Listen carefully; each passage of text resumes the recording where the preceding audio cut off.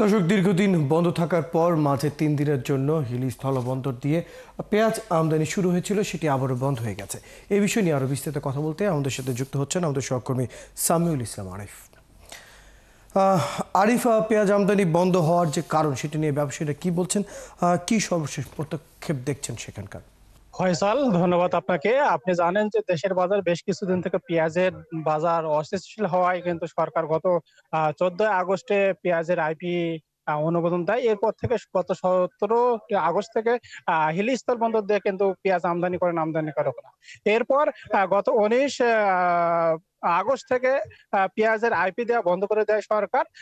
এতে কিন্তু বিপাকে পড়েছেন আমদানিকারকরা। আমদানিকারকরা যেটি বলছেন যে আসলে তাদের আমদানি করতে হয় ভারতের নাসিক এবং বিহার রাজ্য থেকে। এই পেঁয়াজ গুলো আমদানি করতে প্রায় 6 দিন সময় লেগে যায়। তো বর্তমান কিন্তু পাইপলাইনে 150 ভারতীয় ট্রাক আটকে আছে আমদানির অপেক্ষায়। তো এই মুহূর্তে সরকার যে পেঁয়াজের আইপি বন্ধ করায় তারা কিন্তু আমদানি করতে পারছেন না বাংলাদেশে।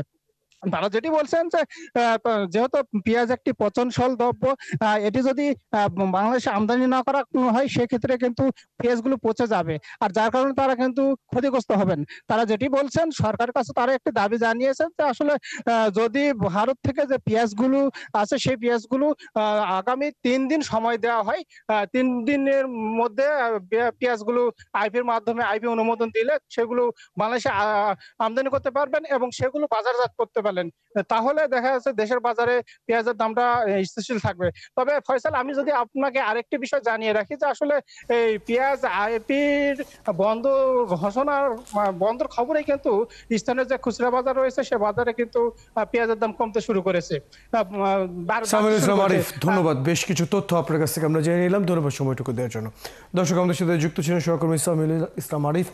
কথা শুনছিলাম তার কাছে হিলি বন্দরে আমদানি রপ্তানি যে পেঁয়াজ বন্ধ রয়েছে, আমদানি বন্ধ রয়েছে সেই বিষয়টি নিয়ে সর্বশেষ খবর জানছিলাম।